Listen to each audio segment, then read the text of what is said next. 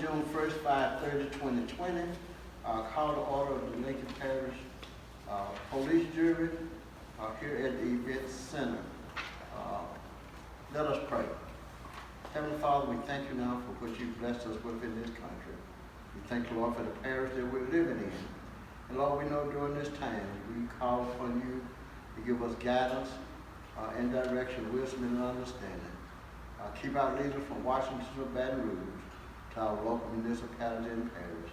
Give us wisdom and understanding that we can guide and do what's best for the people throughout.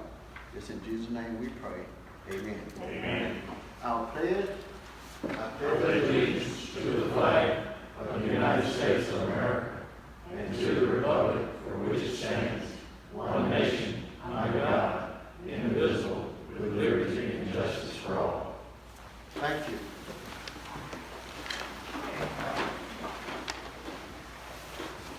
Approval of the agenda. If there are no changes, Mr. President, I make the motion to approve the agenda. A motion. I'll second. A motion is second that we approve the agenda. All in favor, say aye. Aye. All opposed. Any public comments on the agenda item? Any public comments? I see none. Item 5. Public hearing, fiscal year 2018 LCDBG sewer project budget amendment. Mr. Hall. Okay, this is kind of a formality. There were some funds that were moved from one line item to another. Basically, there was an allocated amount for residential hookups, which were not required for this project since it was mainly lift station repair. And so that money was put back into the construction lift station phase. And basically, you have to have a public hearing in order to accomplish that. Thomas McGee is here with our consultant, Friday McGee. Is there anything you'd like to add to that, Thomas? No, you hit the nail on the head. Okay. Now we need a motion to open the. Mr. Chairman, I'd like to make a motion that we open a public hearing for the discussion of the fiscal year 2018 LCDBG sewer project budget amendment. All right. Second. A motion and a second that we open the public hearing for the budget item, amended budget item. All in favor, say aye. All right, now we're in public hearing. Mr. Hall, Ms. McGee, question. This here project is completed. Is there ever opportunity or time for us to add some more people to the hookups? There's always that opportunity, if they're available. If they're required through ordinance to tie into the system. If the system's available. This project didn't really do with adding any new sewer mains. Right. It was mainly lift station repair. Right. But our current ordinance says that if you're within the sewer district and you're able to tie it to the main, then you need to tie it to the main. So there's really no funding for that in this project, but future LCDBG projects, that could be considered. The big, I'm trying to remember the acronym for it, but the project we applied at the last meeting, $1.6 million, that was to rehabilitate plant with a new concrete plant, get rid of the old metal box sewer treatment centers, and so as part of that project, sewer mains could be considered. That was part of this project. Okay. The reason I asked was Mr. Melton have some people down in Barker subdivision, Barker Place. They want to hook on, and I was waiting to get the answer on how we handle that. Okay. They can hook onto the system, but there's a cost to doing it. Yeah, they know. Yeah, the problem is, it stops, it doesn't extend far enough for them to, Yeah. it's like 4 or 5 residents in that area.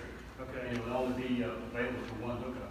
Okay. We could look in the future under different grant funding opportunities Okay. to extend that line to enable them to hook up.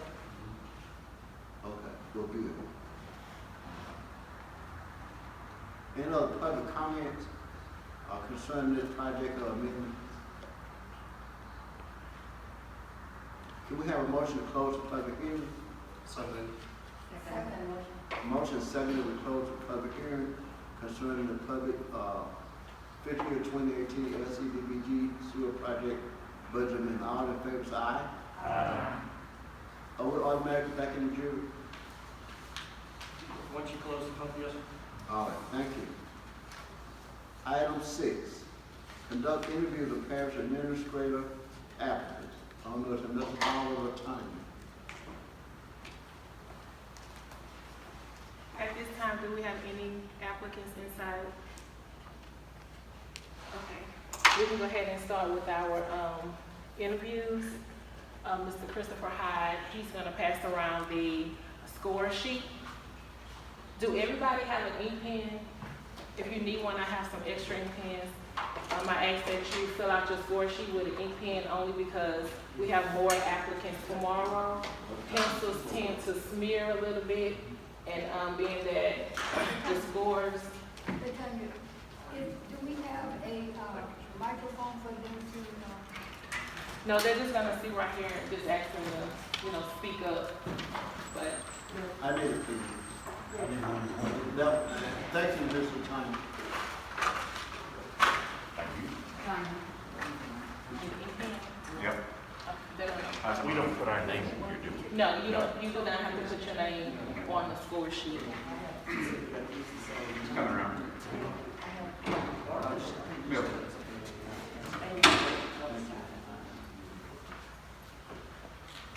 Thank you, sir. Anybody need a pen?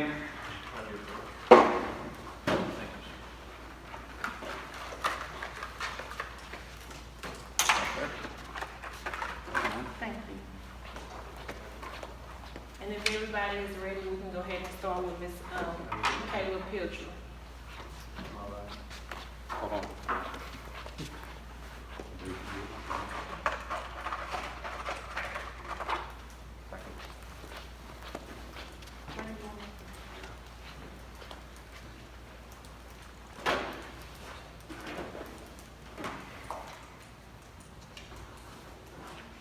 Hey, Mr. Miller, wanna come on up?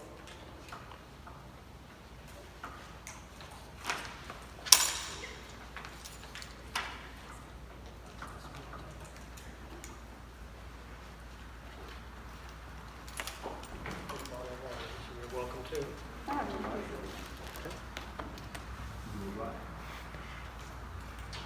Ms. Kayla, you doing all right today? I am, yes. Thank you for having me. If you're ready, we'll go ahead and start the interviews. The first question, tell us about yourself, your knowledge about the police jury, and why you want this position.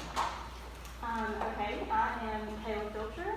I'm 28 years old. I'm married. I have a 3-year-old daughter. I have a master's degree in public administration that I received in 2017. My knowledge of the police jury, I will say, is limited, but from what I've read, there's a lot of things that y'all spearhead in the community and in the parish. And the main reason for my interest in the job is just to continue to grow my knowledge and be stepping into a position that pushes me more into an administrative role, and just to continue to grow in that. Okay, question number 2. As an administrator, one of your jobs will be to provide direction and leadership. Explain your style of management. Again, so my experience is limited with management, but I would say that it would be just an approach that is light but strong, if that makes sense. More of a macro style of management versus a micro style, and just try to gain as much knowledge in that as I can. Okay, question number 3. How many years of supervisory experience do you have, and approximately how many people have you supervised directly? Again, I feel I'm repeating myself, but I have not had the opportunity to supervise to a certain amount of people, but my role as a trainer and where I'm at currently, I do have the opportunity to be a part of onboarding, hiring processes, and I do get one-on-one training to, as far as what our agency does, and I'm able to guide them in that and walk them through that process through the entire first 90 days that they are onboarded to our agency.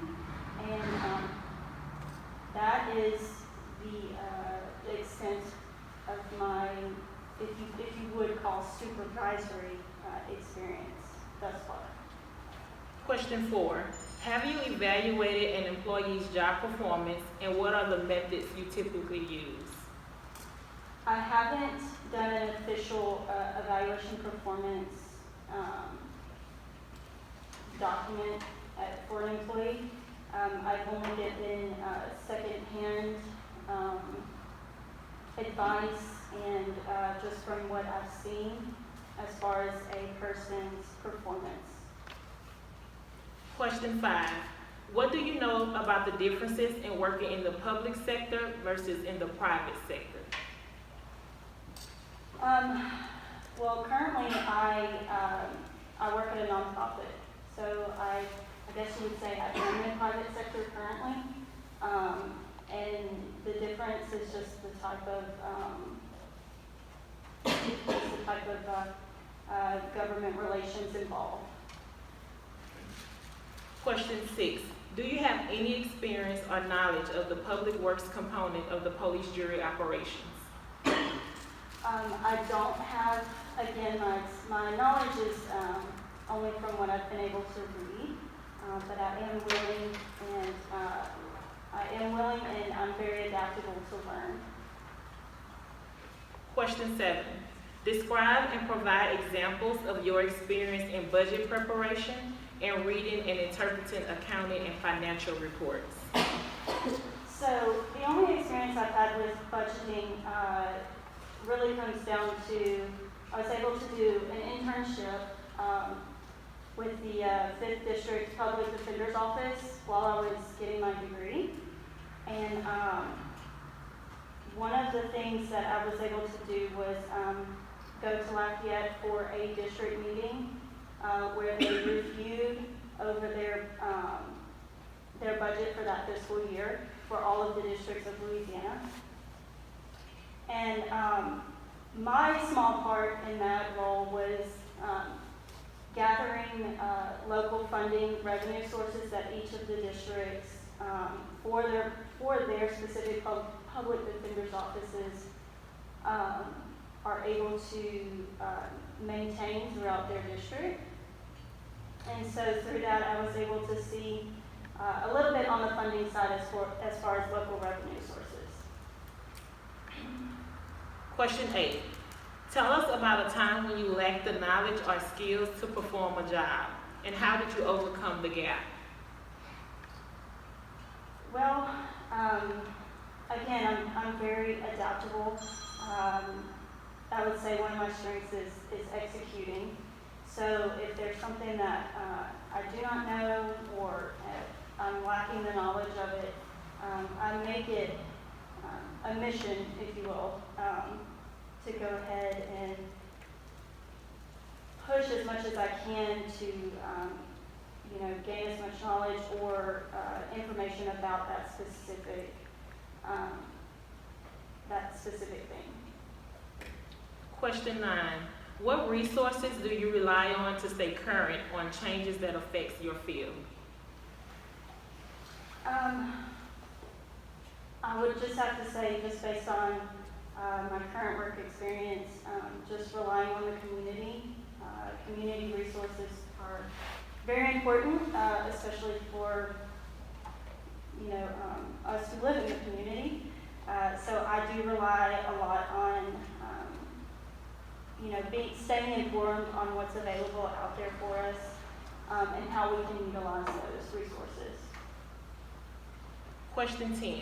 What do you see as your biggest challenge in stepping into the role of parish administrator, and how do you intend to approach this challenge?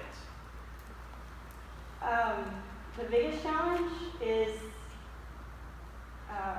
stepping into the role and having the confidence to know that I, even with my lack of experience, and maybe even the lack of knowledge, step into it and be open and willing to lead and to step in that administrative position with the ability to learn and just overcome.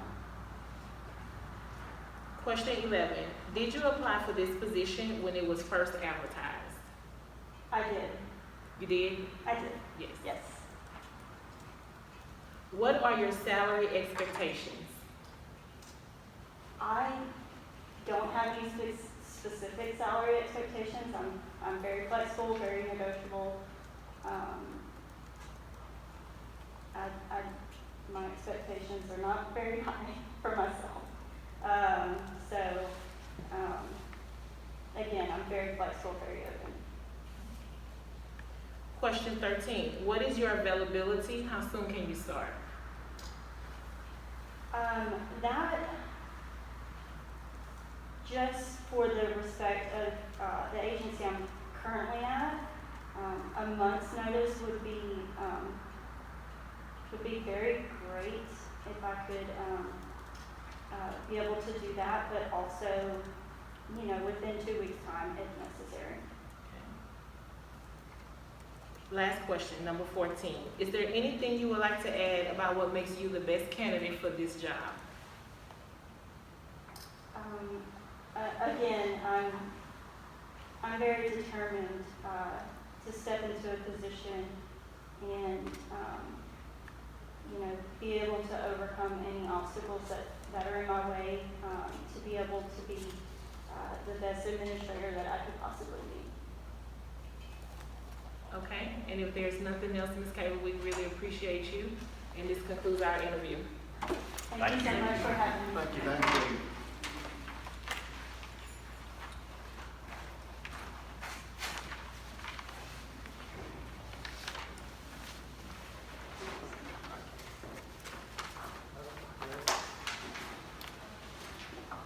At this time, Mr. Hyde is going to pick up your sheets, and he's going to pass out the next interview form for Mr. Dustin Hamilton.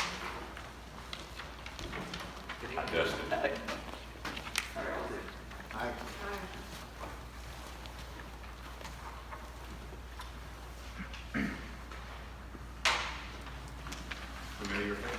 It's a pleasure to be back. We should do this more often.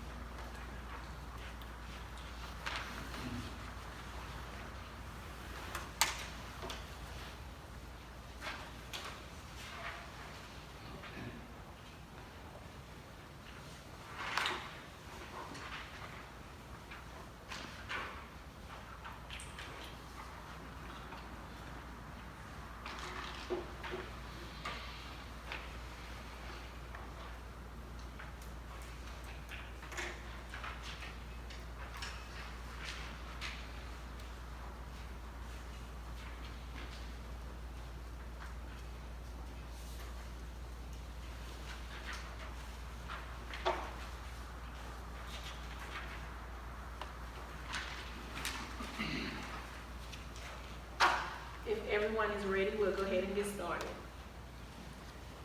Mr. Hampton, you doing all right, sir? Yes, ma'am. How about yourself? Good. First question, tell us about yourself, your knowledge about the police jury, and why you want this position. Sure. My name is Dusty Hampton, and yes, I have been here before. But it was for a different position, registrar of voters. The board's office handled that differently. I'm okay with that. Y'all made a darn good choice of who you picked. But I'm back again tonight because you have another position that I'm very interested in. And it's another opportunity for me to have a chance to work with the police jury. I'll try not to repeat anything specific that I did before because I was here last time focused on elections, which I enjoy doing, but the truth is elections was a relatively small part of my job. The majority of what I did was working with public records while at the public courts office for about 10 years. In that role, I worked very closely with the police jury. Of course, public court, sheriff, registrar, voters, tax assessor, well, those are one of the independent bodies the police jury is responsible for taking care of. So we work very closely with them as far as establishing what goes on in our office, and they helped us run things like that. But I was very interested as well while I was there in parish ordinances, in operations of parish business. I had the opportunity while working in Jackson Parish to be very heavily involved with the Chamber of Commerce there. I was president for a year, served in a number of other offices and still help with that. So I have experience with working closely with area businesses, trying to bring incubations in to start businesses, promote those that are already there, establish a relationship between local government and businesses. Since leaving the clerk's office, of course, I went into education. Still enjoyed that, but it's still an independent body of public service. Like I said last time I was here, I have been in public service for 15 years now, over 15 years. I've loved it. It's a huge responsibility to be accountable to the public, to know that you're dealing with other people's money.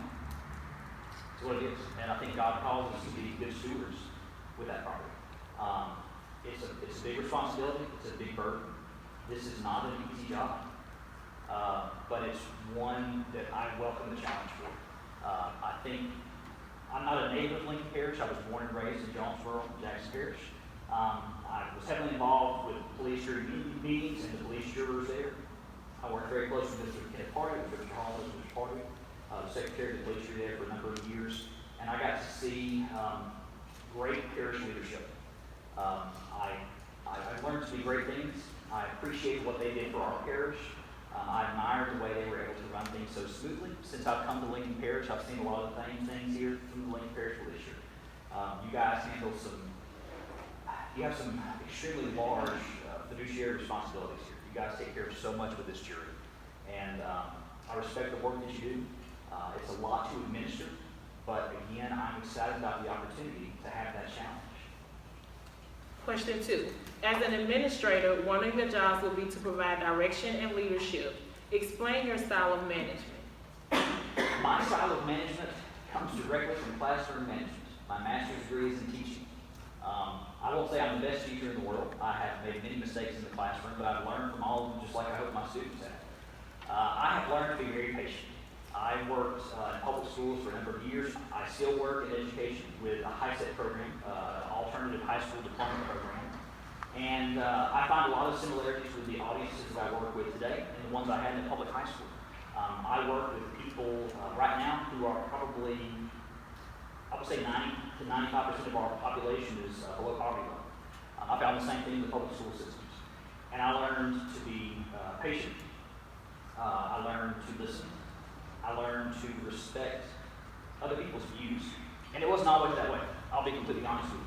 My first year of teaching, I would get so frustrated when students acted up in class. Because they don't teach you that in college. They teach you a textbook. They teach you the right way to handle students. But you can't treat human beings like what you learn on the page. And I remember students acting up and I would get so frustrated and so angry that they weren't paying attention or they were falling asleep. And I remember about 6 or 7 weeks into teaching, I was talking with one of my mentor teachers who had been there for years. In fact, she taught me when I was in high school. And I was talking about one particular student I was having trouble with, and he was falling asleep most days. And some days when he wasn't asleep, he would not focus, not pay attention, he would cause trouble. I remember her telling me that she had that student too. And that student was homeless. And he did not eat except for food. I had that student early in the morning. So the last meal that student had was lunch the day before. He was upset because he hadn't been taken care of. He didn't have what he needed. No wonder he was mad. No wonder he was falling asleep. No wonder he was getting angry. And that, I cried for like an hour. That set on my shoulders. I hadn't even thought about what was causing that student to act the way they did. I just knew what was happening. And that completely changed the way I managed my classroom. Not to say that employees are like rowdy students, although I guess they could be in some circumstances, but that taught me to to really put myself in someone else's shoes and think, when I'm having trouble dealing with someone, even in a management position now, when there's an employee who is struggling or is not maybe following directions exactly right, why? That's my first question. Why? What would cause them to do this? Let's have a conversation about this. You tell me what you understood. You tell me what led you to do this, and we'll see if we can find a resolution for that. So my management style, if I had to sum it up in a word, it would be patient. I have learned not to overreact. I try to consider problems from multiple angles and try to understand what causes people to do something that maybe others don't agree with. There's always a reason, and usually it's a darn good one. You just have to be patient with them, talk through, try to understand their point of view to help them get to the right point. Question 3. How many years of supervisory experience do you have, and approximately how many people have you supervised directly? Okay. I would have to count classroom instruction. I supervised a number of students. They were young, but they thought they were old. They sure did. Go figure. So I supervised, of course, in classroom teaching for a number of years. For about 5 years teaching in public schools. Since leaving public school and working with Delta Community College, I have probably 40 to 50 employees, some full-time, some part-time, some volunteer, that I help manage. I run professional development. For some of these instructors, I help them on a day-to-day basis with their classroom instruction and planning. I help them when they have issues with students or when they have issues with their own productivity. Right now, this stressor, I have managed to a level I've never managed before in my entire life. I probably never thought I would, but we're dealing with unforeseen circumstances that none of us ever thought we see in our lifetime. And so we've had to overcome some interesting obstacles, but we've got over every single one of them. And the ones that we have, we're able to step back and say, okay, let's keep thinking about this because this is something else we can knock out along the way. It's been very interesting. So I would say altogether, I would count the most managerial experience between 40 and 50 people. Counting the classroom, if you want to count every single student, that's a couple hundred. But for full-time adults, between 40 and 50, I would say. Question 4. Have you evaluated an employee's job performance, and what are the methods you typically use? I have, yes, ma'am. We do annual evaluations for the employees we have now at Delta. We have a rubric that we go by, but I would tell you that I take the same approach to employee evaluations that I took to dealing with students in the classroom. And that is that you can't measure someone's worth and performance by what you see on a piece of paper. Those are great pre-written questions. I appreciate all of them. I abide by all of them because I'm required to. But I handle evaluations not by the questions I ask my employees at the end of the year to see how they did, but I interact, I watch, I observe, I help them throughout the year. I want to know how they're going to be evaluated before the day they come to be evaluated. As a manager, you can't make a decision about a person's performance in a 10-minute interview session. You cannot do it. It's not fair. You have to have them hands-on. You have to watch them. You have to work with them and observe them for a much longer time than that. I do the same thing with interview. I do a lot of interview positions, and I try very carefully to measure the person not based on the pre-written questions, but on the way they conversate, the answers they give, and the kind of history they have. Question 5. What do you know about the differences in working in the public sector versus the private sector? My experience has been solely public, with the exception of the summer I worked at Burger King before I started college. I won't say that gives me a lot of private sector, but yeah, I have all public sector experience. To me, the major difference is who you're accountable to. When you are in the private sector, you have money in your business that you can spend the way you see fit. You can make decisions for your business. If they succeed, good for you. If they fail, well, then you learn to do better next time. When you're in the public sector, to me, one of the biggest mistakes you can make is to think that you have something. Here, this police jury doesn't have a dime, not a penny. Every dime that comes through is theirs. Every piece of land that it deals with is theirs. Every moment of time they spend discussing is theirs. Nothing belongs to a public body. And again, we're called to be good stewards for that. So in the private sector, in the public sector, to me, that's what's most important is remembering that you don't have anything. What you're managing, what you're administering here is not yours. This is what comes from the public. You are accountable to them. It's their property. And I operate, I'm a very prudent and fiscally conservative person. And I believe public sector should be run the exact same way. Not taking the cheap way out, but being very careful to consider all your options when you're looking at spending money. are spending time. That's someone else's that you're taking care of. And you have to approach things that way. Question 6. Do you have any experience or knowledge of the public works component of the police jury operations? I do not have any direct hands-on day-to-day operation experience with public works. Again, I was involved with helping police jury with certain matters with the public courts office, but I have never worked in the area of public works. I have family and friends that have. I'm knowledgeable of some of their funding methods and terminology, but I have never had hands-on workforce experience with the public works department. Question 7. Describe or provide examples of your experience in budget preparation and reading and interpreting accounting and financial reports. Sure. That describes pretty much what I do for my current job, where I work as a data analyst again for a high set or an alternate high school diploma program. We operate strictly on budgets where I'm at, federal budgets and state budgets both.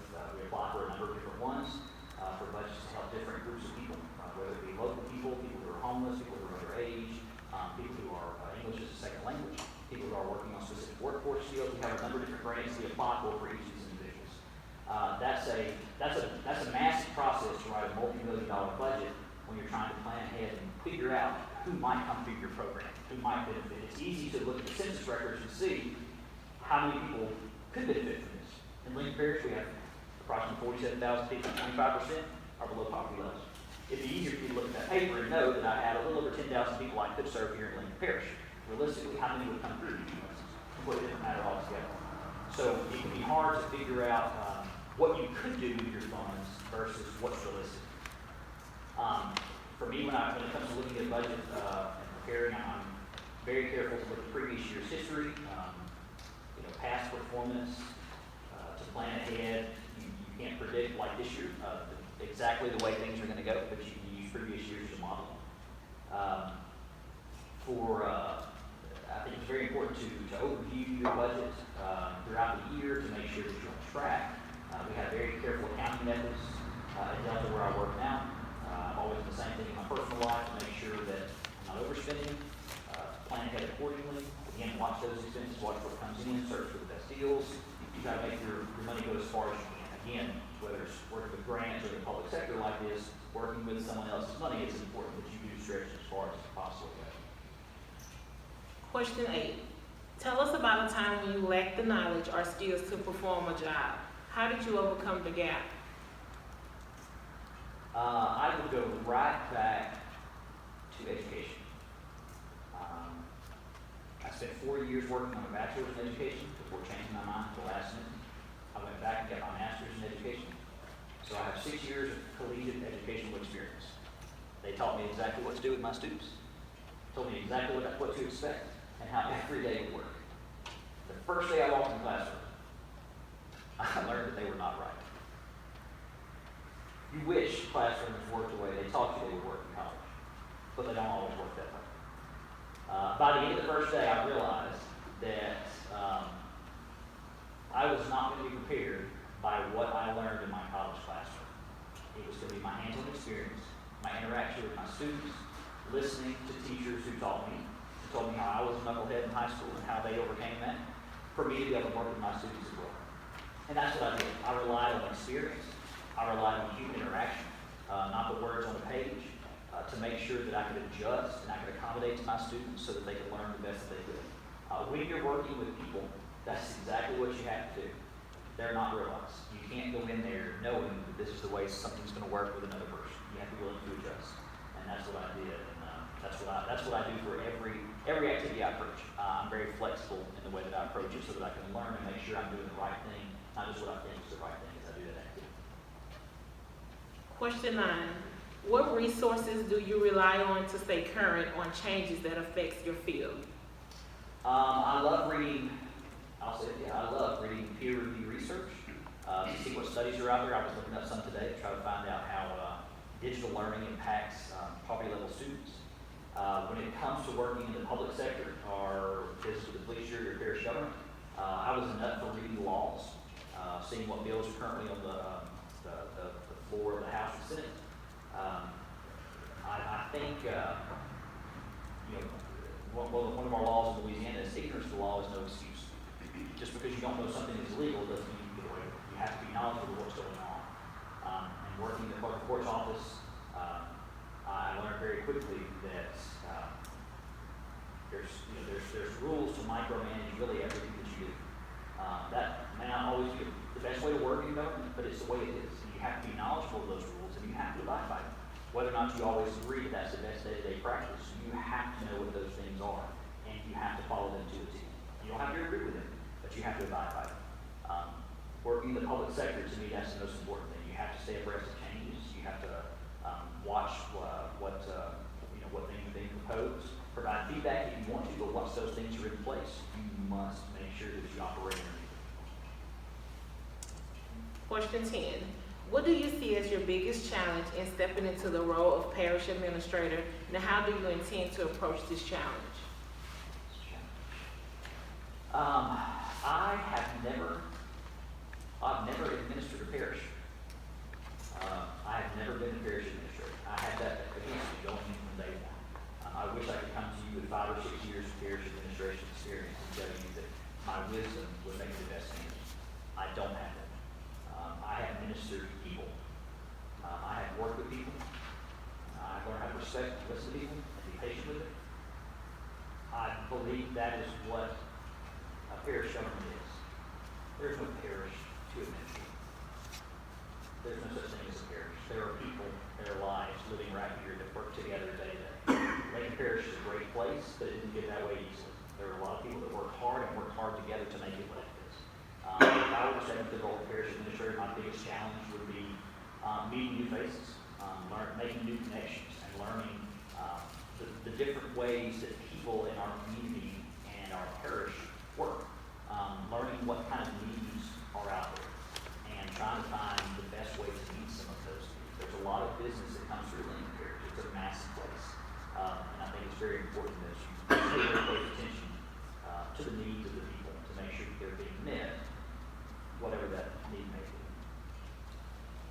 Question 11. Did you apply for this position when it was first advertised? I did not. Of course, I applied for the registrar of voters position,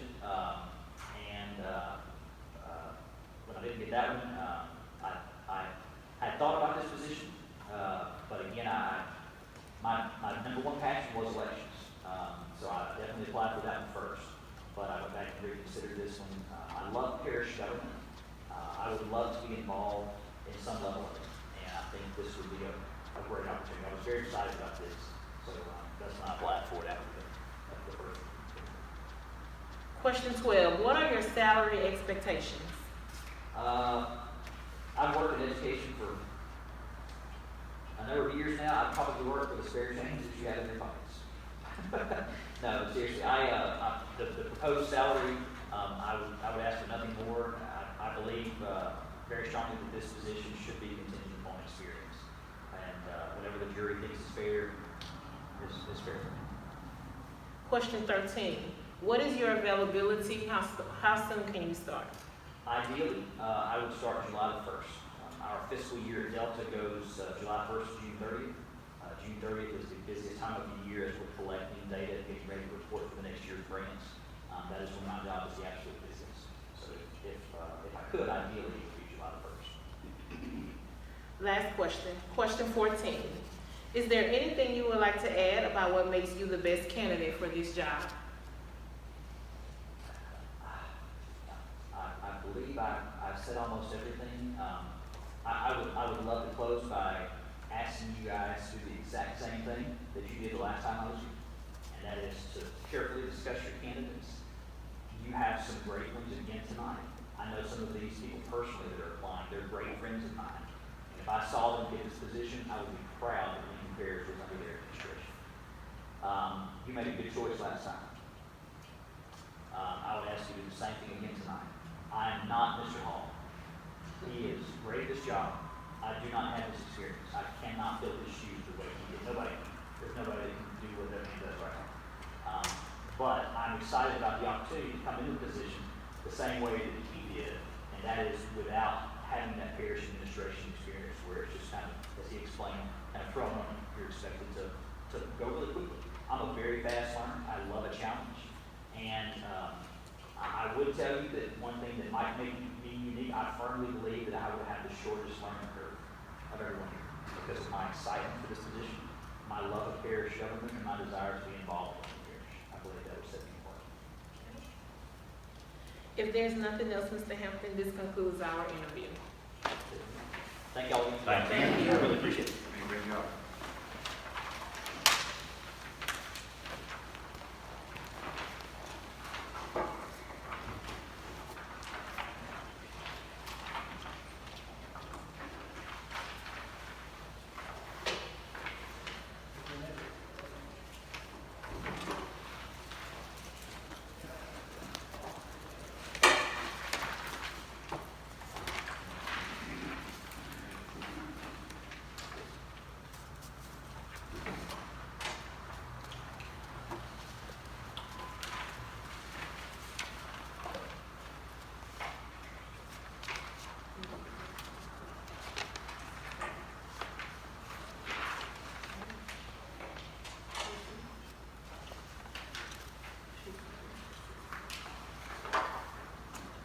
The next interview was really not scheduled until 6:30. I think that's it.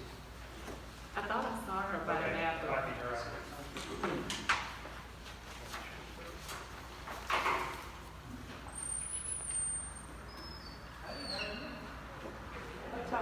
Yes, ma'am.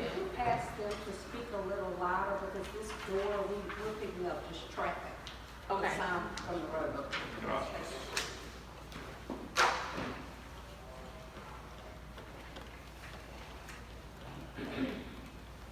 Did you get a chance to understand what they were saying a little bit? Yes, it's kind of, if a big truck comes by, it drives around.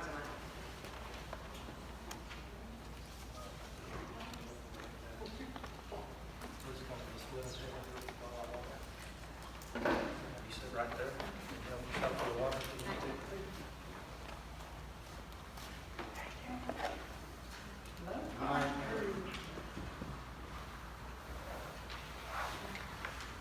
Miss Russell, you doing all right today? Hi, how are you? Yes, ma'am.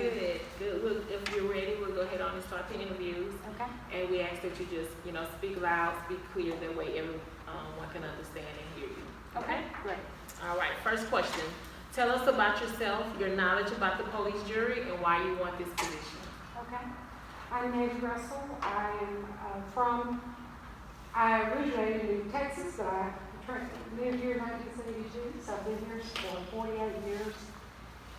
We've reared our children here. We've reared ourselves here and our children. We've come through the public school system here. We live in the parish. And I've always had, for a short stint, we've lived in the city limits as well. I have a passion for this area. Moved one time away, quickly moved back within 9 months. So I'm invested here. I love it. I am excited about the growth that we are seeing and currently involved in with the city, the way the city's coming together with Louisiana Tech and the different areas and the sporting complex for the younger folks. I think that will be a great addition eventually. I know we've gotten a rough start on that, but I believe that it's something that will attract people to stay in our area or move back, and it is my desire to see my family. I have a few of my children that are not in the parish, and I desire to see them relocate eventually and come back to this parish. So, who am I? I have had various jobs throughout the city of Ruston and for many different people. I am a very caring and diligent worker. I completely immerse myself in what I am doing in order to be successful and make whatever I'm involved in successful. I have reared 4 children here and now 3 grandchildren in our home here. So I really want to see Lincoln Parish continue to be the wonderful place that it has been for me and my family. Question 2. As an administrator, one of your jobs will be to provide direction and leadership. Explain your style of management. Excuse me. I call myself a collaborative leader, meaning that I find it very important that you form a true vision and a mission, and within that, Excuse me. bless you, have objectives to follow in order to come to the outcome that you want to end up with or continue to move toward. Collaborative meaning, I know it takes all stakeholders involved. It's not an easy job. There's a lot of voices, and we have to come to a context where we have a consensus as to what that one voice needs to be, and move towards a true vision, one vision. Question 3. How many years of supervisory experience do you have, and approximately how many people have you supervised directly? In various positions, in the industry position, anywhere from, office staff, 5 or 6 people, to the manufacturing people, total about 15, 20 people when I was in the industry. Now, coming into administration in public school system, it's been 2 to 3 in the office, but then recently I became the principal at Lincoln Parish Elementary. When I began there, we had 88 employees in one building. And then also my cafeteria staff, which I wasn't directly their supervisor, but still they had to maintain the function of the school, and so we had to make sure we all cooperated well together. It ended up being right at 99, almost 100 employees. So right now, unfortunately, our budget in Union Parish is not where we would like it to be. So we had to rift, and that was very difficult, but it had to be done in order to maintain the budget. And so at this time, we have about 77 employees at our school, including the cafeteria staff. So. Okay. Question number 4. Have you evaluated an employee's job performance, and what are the methods you typically use? Okay, yes, that is a vital part of the function of any organization, especially in education, but observation, one-on-one conferences, we have peer group discussions, and we form action plans for all of our employees. Question 5. What do you know about the differences in working in the public sector versus the private sector?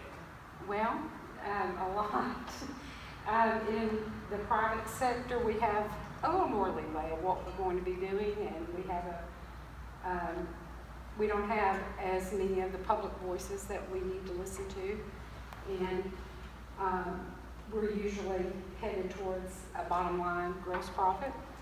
And so in the public realm, we have the equity of our whole public that we were wanting to serve, and the equitable services that we provide for all your constituents, my fellow citizens, is very important, and we're striving to give the best to all of us. Question 6. Do you have any experience or knowledge of the public works component of the police jury operations? Public works? The public works component. As far as just what they do, our public works. Yeah. Like Do you have any maintaining- experience or any knowledge of it at all? I mean, being a citizen of the parish, yes, like our waterworks areas, our maintenance areas, our road areas, yes. Okay.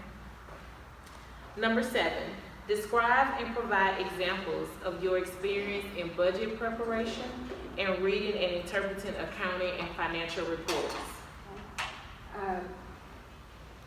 Done this in both public and private sector, but mainly and most recently for almost 20 years. Being familiarized with school budgeting, and I've worked on as grant budgeting. I have worked with, and when I say worked with, I've developed the budget, made sure the coding was correct, the expenditures met the outline of what was the actual, what was able to be spent out of that budget, the grant, making sure the grant qualifications were in line. The federal, I was in charge, or worked with the federal programs, Title I budget in Lincoln Parish for 3 years, and that's a large budget.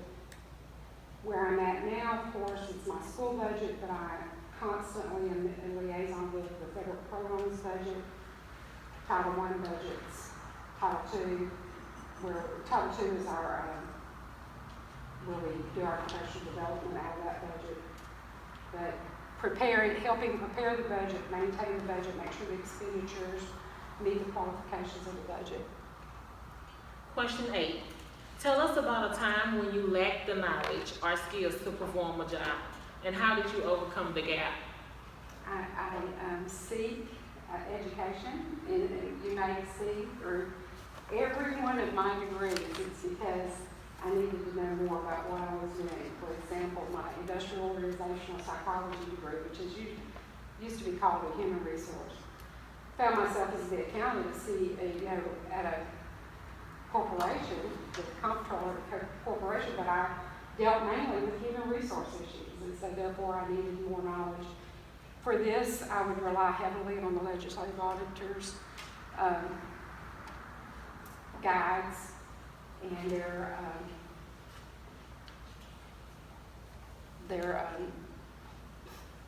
opinions and what their resolutions that they sent out. Question 9. What resources do you rely on to stay current on changes that affect your field? Journals, readings, news, but I do a lot of reading. Question 10. What do you see as your biggest challenge in stepping into the role of parish administrator, and how do you intend to approach this challenge? My biggest challenge would be just immersing myself into the policies and of the vast policies that there are, and making sure I have a good hold of it, but I would do that. That's what I would do. Question 11. Did you apply for this position when it was first advertised? Yes. Question 12. What are your salary expectations?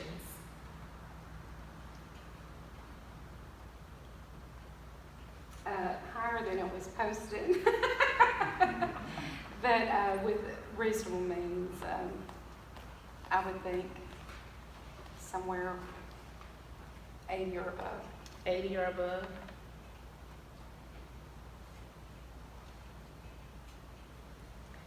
Question 13. What is your availability? How soon can you start? I would like to finish my term. My June the 30th is the close. As you well know, July 1st is a good starting date for any public budget, any public entity. So July 1st. Okay. Last question. Question 14. Is there anything you would like to add about what makes you the best candidate for this job? I have great tenacity. I have the ability to quietly listen, actively listen, and appropriately follow legalities. And I want the best for myself. I'm not going to say I don't, because I do, but I have been very successful in every area that I've been. I thank God for that. Everything I've done, I've been very successful. And I do not want to lead myself into a situation or this parish into a situation that we would not be successful. If there's nothing else, Ms. Russell, this concludes our interview. Thank you. Thank you, ma'am. Thank you.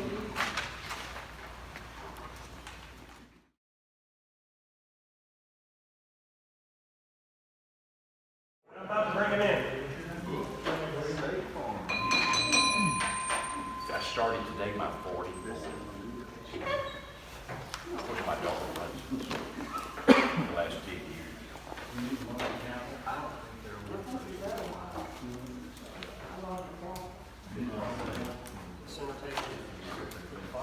Yep. Tracy? Good evening, how's everybody? Great. Mr. Calloway, you doing all right this evening? Yes, ma'am, Miss Lacy, I am. Thank you for asking. We'll go ahead on and get started with the interview. First question. Tell us about yourself, your knowledge about the police jury, and why you want this position. All right. Well, my name's Tracy Calloway. Married to my wife Jennifer for 26 years. And I have a son Ethan who will be a senior at Ruston High next year, and a daughter Sophie who will be in the 8th grade at Ruston Junior High. And as many of you know, I've been the IT manager for Lincoln Parish for the past 9 years. So that encompasses everybody who's a member of the IT Cooperative Endeavor Agreement.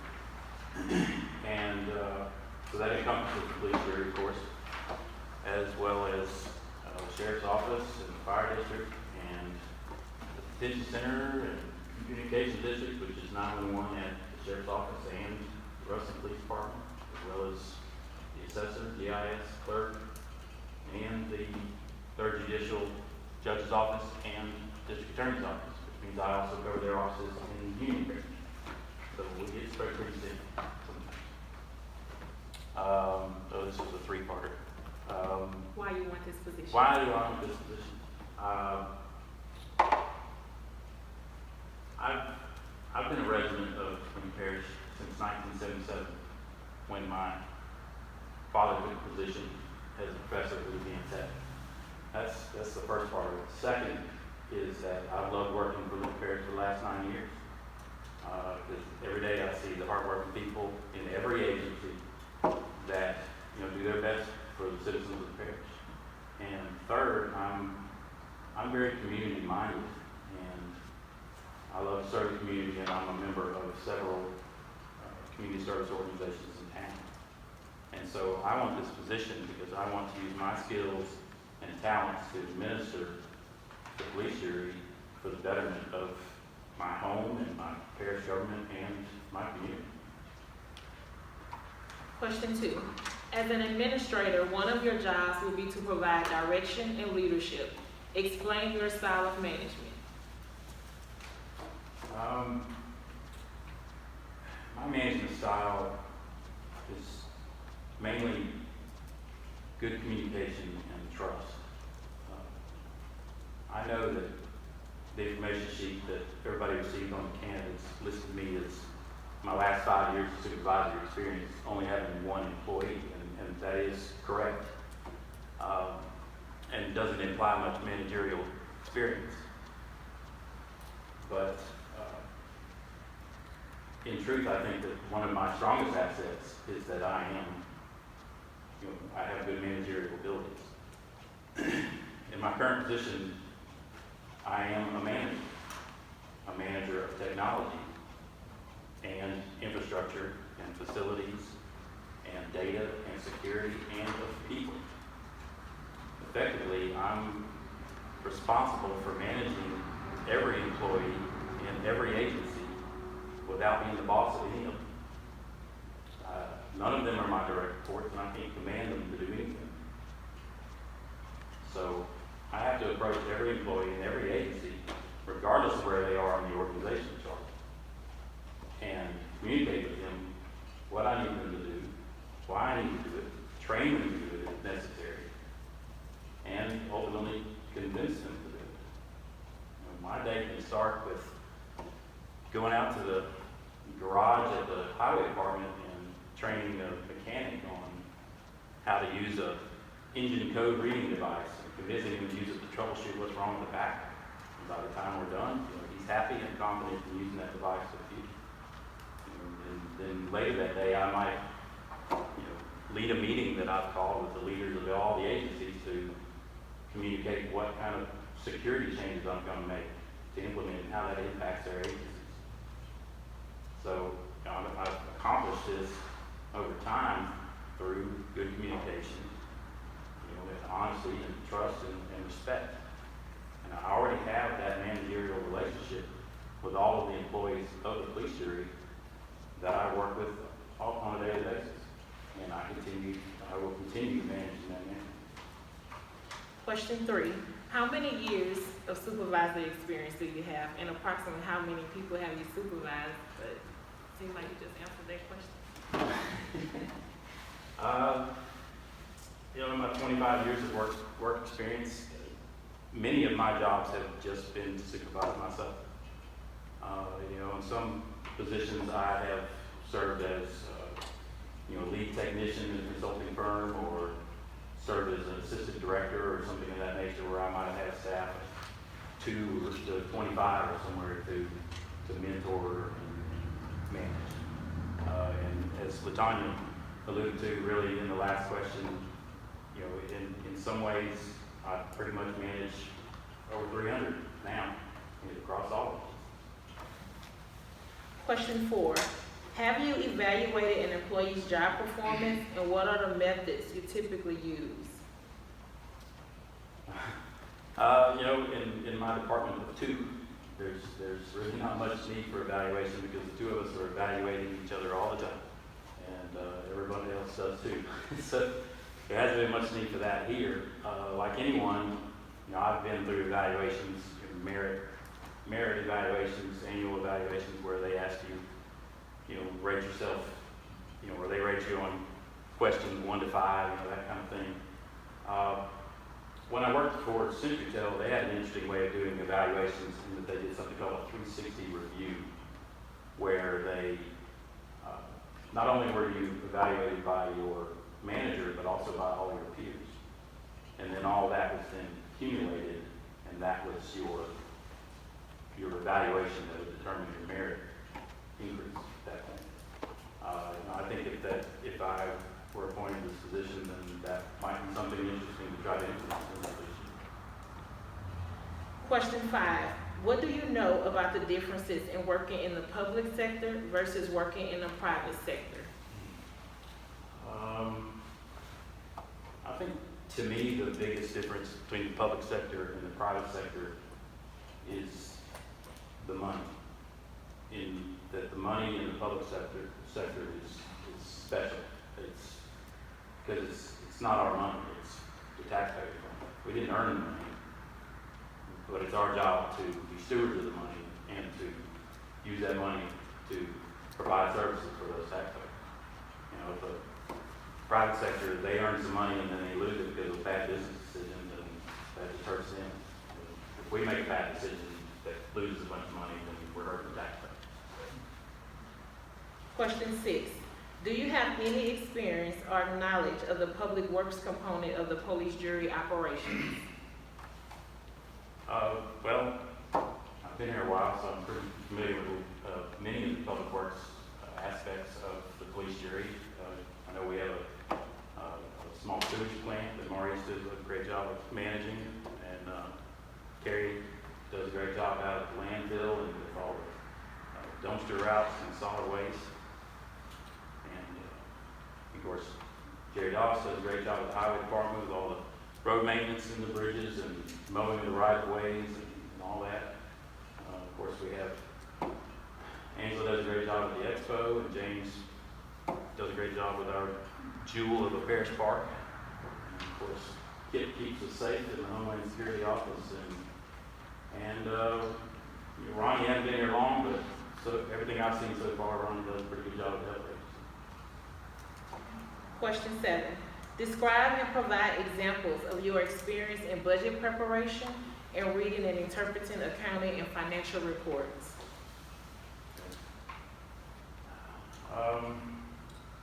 My first job out of college was to work for Lincoln Builders. And I did do some technology work at Lincoln Builders, which was kind of secondary. My primary function was in accounting. And I was solely responsible for a weekly payroll of over 300 employees and maintaining all their employment records. And when I wasn't doing payroll, then I was doing accounts payable, accounts receivable, general ledger entries, balance sheets, income statements, bank reconciliations, you name it. And that base in accounting from the early days, really cemented that in me. And since then, I've supported and implemented countless accounting systems, in my IT work, including the MIP fund accounting system that we use in the police jury. From a budget standpoint, I do help Jackson and Matthews and I set the GIS and IT budget together. And I do contribute sometimes to line items for other agencies, technology line items in their budget, help them determine what those amounts are going to be. And I've served as the treasurer for the Kiwanis Club for the last 10 years. And I present budgets to the board of directors annually, as well as create a budget actual report every month that looks exactly like what Chris did y'all. Question 8. Tell me about a time when you lacked the knowledge or skills to perform a job. How did you overcome the gap?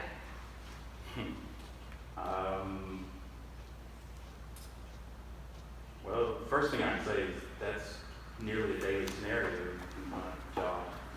I'm almost asked daily about things that I don't know how to do or never seen this piece of software or hardware before. As far as a specific example, I have to say one of the most challenging things has been when the police jury annex building was infested with bats. Because it wasn't a simple issue of just exterminating them. They were protected bats, so they had to be convinced to leave, and convincing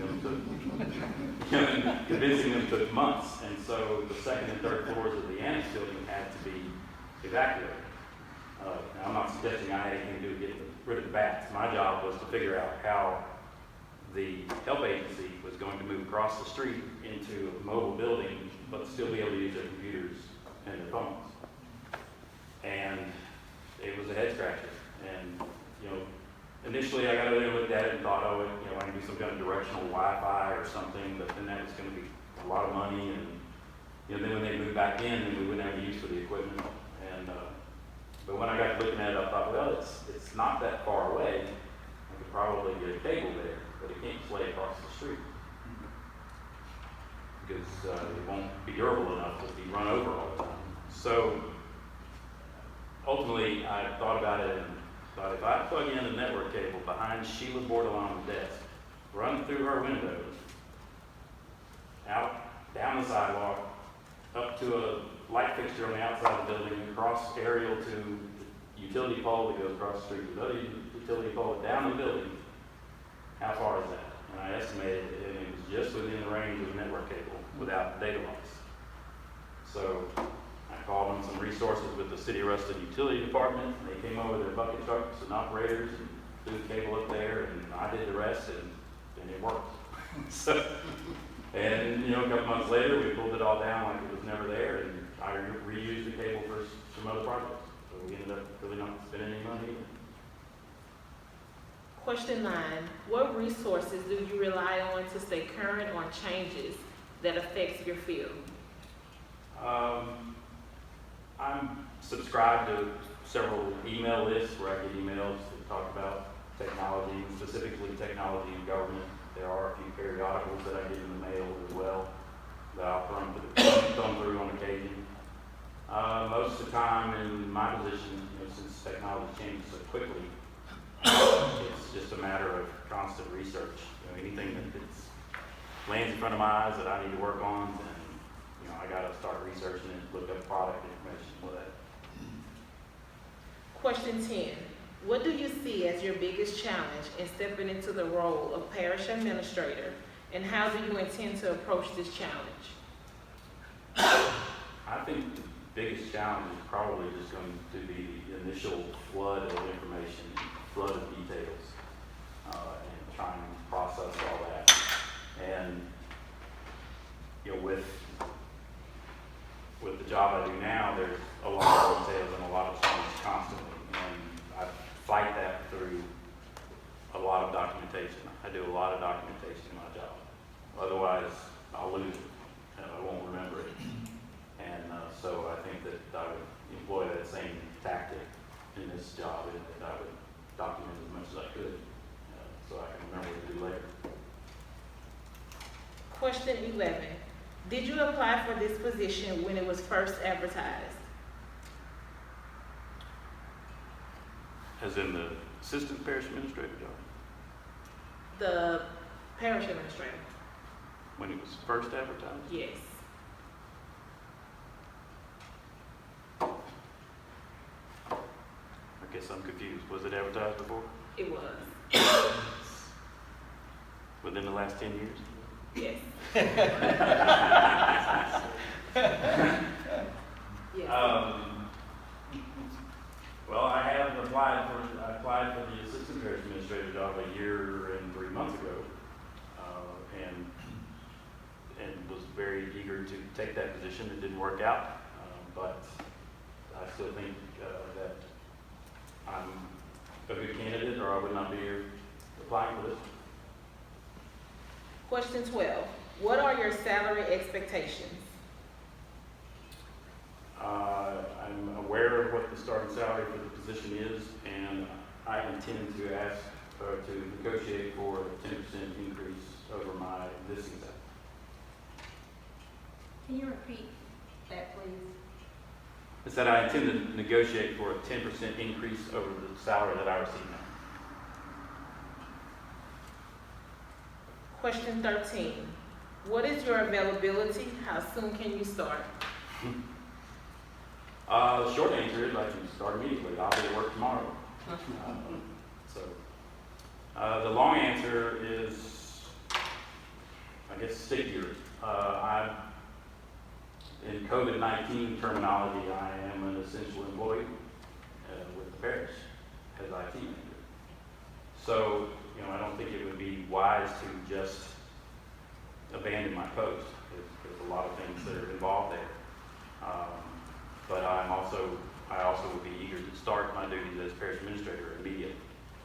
So I've given a lot of thought to how I would transition that if I were hired. And I think that we would have to advertise for the IT manager as quickly as possible and get that person hired as quickly as possible. In the meantime, I can do my duties as parish administrator, and then also address the most urgent needs that the IT manager needs. Brent, of course, my co-worker, he'll still be there to handle needs. There's also a consulting firm that we use for some outsourcing. We have a stockpile of some consulting hours that they could be utilized to cover some of the day-to-day operations. So, to answer your question, I can start immediately. Question 14, last question. Is there anything you would like to add about what makes you the best candidate for this job? I guess I would just say that Lincoln Parish is a great place to live, and I'm glad that my parents decided to move here over 40 years ago. And the last couple of months have been very uplifting and positive for me.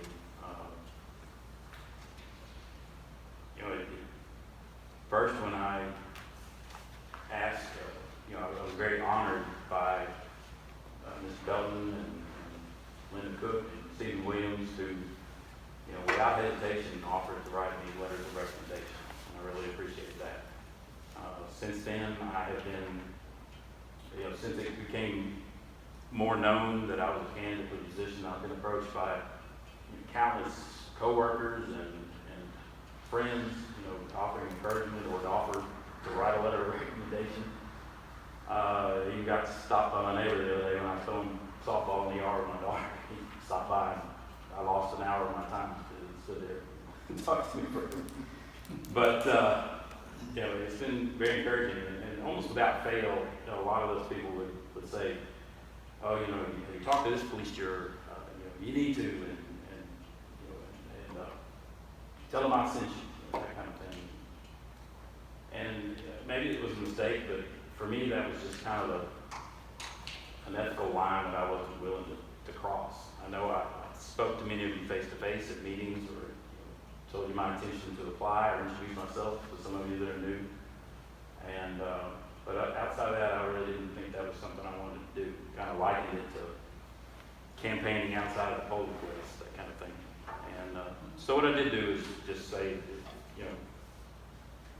if you want to call in and say something about me, I would be grateful. And so I don't know if any of them really did or not. I hope that everyone I said that to didn't call you, because that might have been a lot. But I hope they did call you. I hope they said good stuff.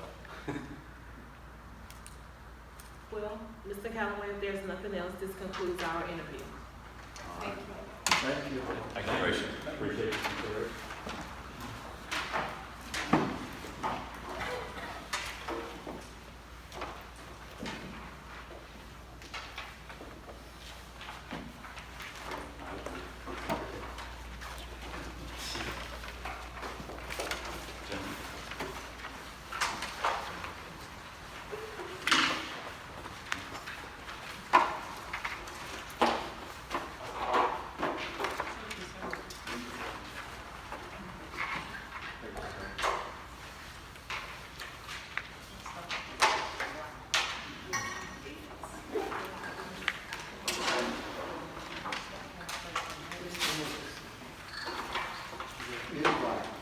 Do we return the applications of those that have been reviewed, or we keep?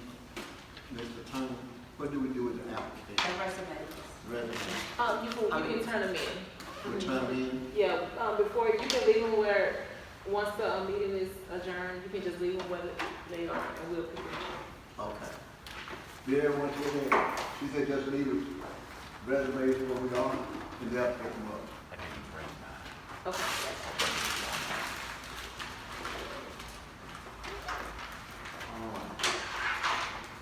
Cody, do you have anything else before us?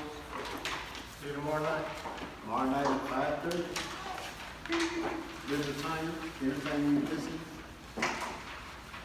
No, tomorrow, 5:30. 5:30. Thank you, gentlemen.